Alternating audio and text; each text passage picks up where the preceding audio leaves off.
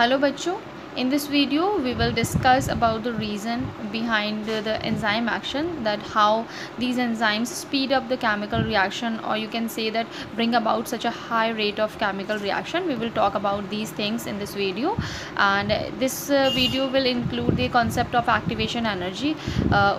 It is important to describe this enzyme action. So let's start. Every reaction actually require a minimum amount or a required amount of energy to activate the molecules for chemical transformation. कोई भी chemical reaction है, endothermic हो या फिर exothermic हो, उसको एक particular amount of energy की रिक्वायरमेंट होती है ताकि जो सबस्ट्रेट है उसको क्या केमिकल ट्रांसफॉर्मेशन करने के लिए एक्टिवेट किया जा सके। मतलब जो केमिकल ट्रांसफॉर्मेशन है जब वो होगा तो उस रिएक्शन में क्या है, एक्स्ट्रा एनर्जी की रिक्वायरमेंट होगी। और can also say that reaction requires the minimum amount of energy to initiate the reaction. आप ये कह सकते हैं कोई भी रिएक्शन जो है उसको इनिशिएट करने के लिए, स्टार्ट करने के लिए एक अमाउंट ऑफ एनर्जी की रिक्वायरमेंट होती है ताकि रिएक्शन को स्टार्ट किया जा सके। और वो रिएक्शन एनर्जी कहाँ यूज़ होती है, केमिकल ट्रांसफॉर्मेशन में। This energy is called activation energy of a particular reaction, और यही एनर्जी जो है उसको एक्टिवेशन एनर्जी कहते हैं। Activation energy act as the barrier for the rate of reaction. अब क्या है, जो ये एक्टिवेशन एनर्जी है ये एक्ट करती है बैरियर की तरह, रेट ऑफ रिएक्शन में बैरियर की तरह एक्ट करती है। अब बैरियर है तो क्या होगा, जब एक्टिवेशन एनर्जी जितनी ही ज़्यादा होगी उतनी ही रेट ऑफ रिएक्शन लो होगी।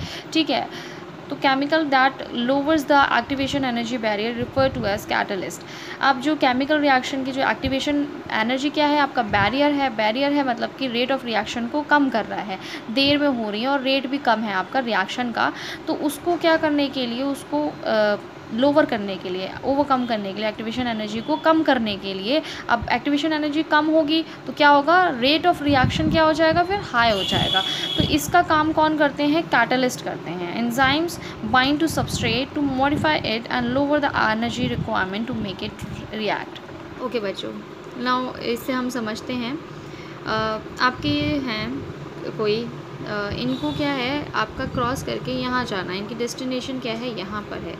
आप जब ये चलेंगे, अगर ये माउंटेन है आपका, माउंटेन का क्या है, हाई एल्टीट्यूड पर है। अब आप यहाँ से जाएंगे अगर ये, तो इनको क्या होगी, रिक्वायरमेंट होगी ज़्यादा एनर्जी की अपने डेस्टिनेशन तक पहुँचने की। अब एंजाइम का फंक्शन क्या होता है, ये जो आपके अल्टरनेटिव क्या है, इनका रास्ता जो है वो प्रोवाइड करता है एंजाइम, जिससे कि आप ये अपने डेस्टिनेशन पे भी पहुंच जाएंगे और इनको टाइम और एनर्जी भी ज़्यादा यूज़ नहीं करनी होगी और ये अपने डेस्टिनेशन पे ईज़िली पहुंच जाएंगे। तो इसी तरह से आपके जो एंजाइम्स हैं वो आपके केमिकल रिएक्शन में वर्क करते हैं। वो क्या करते हैं, आपके ये जो एक्टिवेशन एनर्जी है इसको कम कर देते हैं।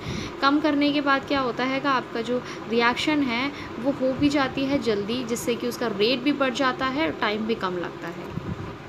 Okay बच्चे, now let's see the same funda about the enzyme action with the help of graph.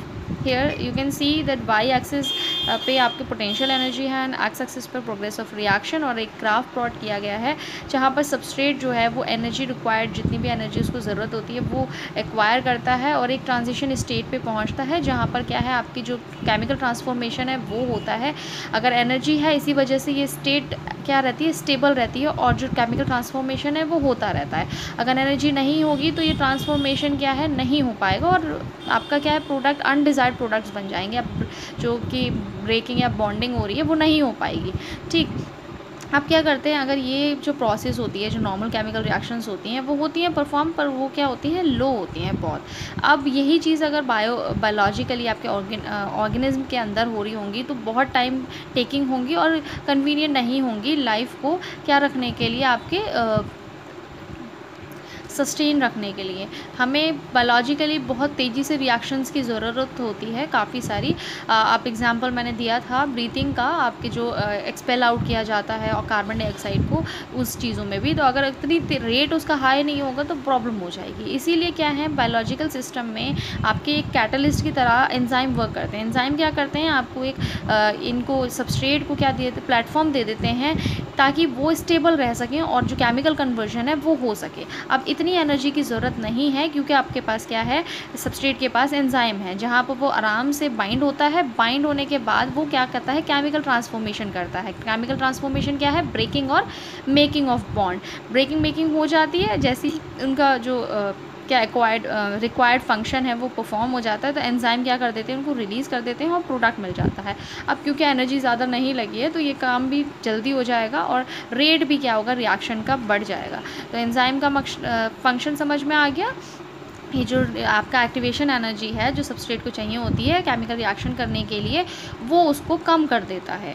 तो graph represent the exothermic reaction because P is at lower level than that of S।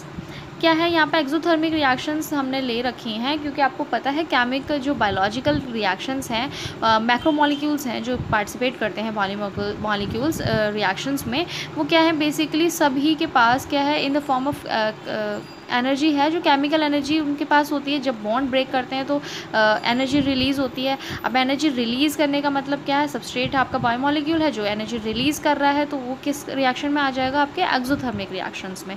Every reaction need energy, whether reaction is exothermic और spontaneous या फिर endothermic और energy requiring.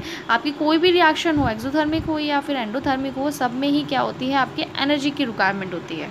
Because the substrate as has to go through a much higher energy state और transition state, कोई भी reaction है उसमें energy की ज़रूरत होती है, क्योंकि जो सबस्ट्रेट है जो पार्टिसिपेट कर रहा है केमिकल रिएक्शन में, उसको क्या है, हाई एनर्जी स्टेट पे जाना होता है केमिकल किसके लिए, ट्रांसफॉर्मेशन के लिए, ट्रांजिशन स्टेट पर जाना होता है। So this energy required by the substrate is called activation energy. ये रिक्वायरमेंट जो है सबस्ट्रेट को जो एनर्जी की होती है, इसी को एक्टिवेशन एनर्जी कहते हैं। और ग्राफ में अगर आप ग्राफ के अकॉर्डिंग इसको डिफाइन करेंगे तो आप किस तरह करेंगे, the differences in average energy content of S from that of this transition state is called activation energy. जितना भी एवरेज एनर्जी कंटेंट है किसका, सबस्ट्रेट का, और ट्रांजिशन स्टेट है, उसके डिफरेंस जो होता है वो एक्टिवेशन एनर्जी होती है। Enzymes bring down this activation energy barrier and making the transition of S to P more easily, hence increases the rate of reaction।